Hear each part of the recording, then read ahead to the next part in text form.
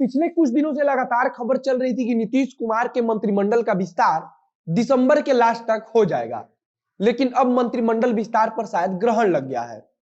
कहा जा रहा है कि भारतीय जनता पार्टी और जनता दल यूनाइटेड के बीच मंत्रिमंडल के बंटवारे को लेकर आपसी तनाव चल रहा है। इस समय भाजपा एनडीए के अंदर सबसे बड़ी दल है, इस लिहाज से वह चाहती है कि मंत्रिमंडल में उसकी हिस्सेदारी जदयू के मुकाबले ज्यादा हो। और अगर आप सीटों के हिसाब से देखेंगे तो यह काफी हद तक तर्कसंगत भी लगता है, लेकिन नीतीश कुमार इसको लेकर राजी नहीं है। नीतीश कुमार चाहते हैं कि भारतीय जनता पार्टी और जदयू के बीच मंत्रिमंडल का बंटवारा बराबर हिस्से में हो। दरअसल लोकसभा चुनाव में भारतीय जनता पार्टी और जनता दल यूनाइटेड ने बराबर बराबर सीटों पर चुनाव लड़ा था, और अब नीतीश कुमार चाहते हैं कि इसी तर्ज पर मंत्रिमंडल का बंटवारा हो और भारतीय जनता पार्टी तथा जदयू के बीच बराबर बराबर मंत्री पद का बंटवारा किया जाए। भारतीय जनता पार्टी की तरफ से यह बात केंद्रीय नेतृत्व तक पहुंचा दिया गया है, लेकिन अभी उनके तरफ से कोई सूचना नहीं आया है। आगे हम इस वीडियो में बताएंगे कि आखिर नीतीश कुमार किस योजना के तहत इन सीटों का बंटवारा चाहते हैं और आखिर उनकी सोच क्या है। आगे बढ़ने से पहले अपना परिचय दे दूं। नमस्कार, मेरा नाम है मोहित कुमार सिंह और आप देख रहे हैं जनता जंक्शन।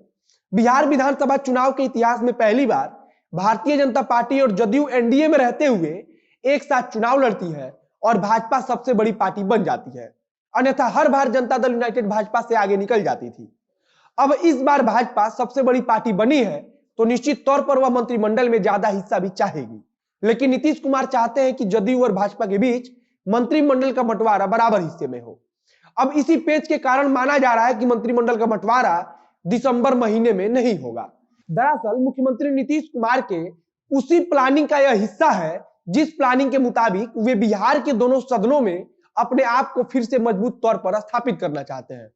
अगर नीतीश कुमार आज मंत्रिमंडल में कमजोर पड़ते हैं तो आगे की राजनीति पर इसका सीधा असर पड़ेगा।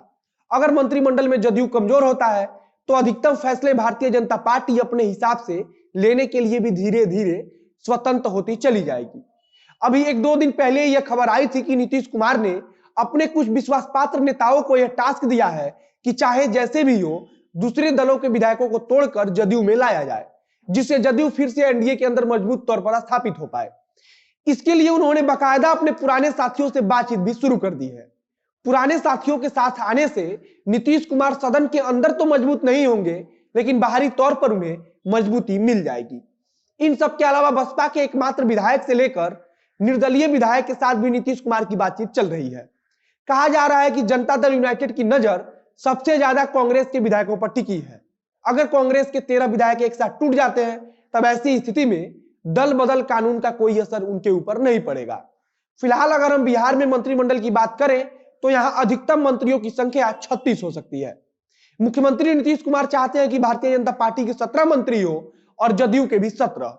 वहीं मंत्रिमंडल में एक एक का हिस्सा हम और वीआईपी का रहे, लेकिन भारतीय जनता पार्टी चाहती है कि जिस प्रकार से विधानसभा में विधायकों की संख्या है उसी के अनुसार मंत्रिमंडल का भी बंटवारा किया जाए। अगर हम विधानसभा में विधायकों की संख्या के हिसाब से मंत्रिमंडल का बंटवारा देखें तो यह जदयू को 12 से 14 मंत्री पद, तो वहीं भाजपा के खाते में 20 से 22 मंत्री पद जाता है। मीडिया में जो खबर चल रही है उसके अनुसार जदयू आधी आधी संख्या की जीत पर अड़ा है। जदयू के बड़े नेताओं का कहना है कि जदयू की विधानसभा चुनाव में यह हालत लोजपा की वजह से हुई है और लोजपा भाजपा की घटक दल है, इसलिए भाजपा को भी इसका खामियाजा उठाना पड़ेगा। मंत्रिमंडल विस्तार के अलावा राज्यपाल जिन सदस्यों को मनोनीत करते हैं उनके ऊपर भी मौजूदा समय में ग्रहण दिख रहा है, क्योंकि जदयू यहां भी चाहेगी कि भारतीय जनता पार्टी और जनता दल यूनाइटेड के बीच बराबर का हिस्सा रहे। भाजपा की तरफ से यह बात सामने आ रही है कि भाजपा ने यह सभी सूचनाएं अपने आला कमान तक पहुंचा दी है। अब निर्णय भाजपा के केंद्रीय नेतृत्व को ही लेना है। ऐसे में भाजपा बीच का कोई रास्ता निकालना चाहती है।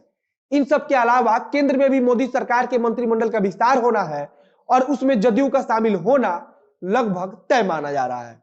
फिलहाल हमें इंतजार करना होगा यह देखने के लिए कि भारतीय जनता पार्टी और जदयू के बीच किस तरह से इस मामले को सुलझाया जाता है। फिलहाल इस वीडियो में बस इतना ही।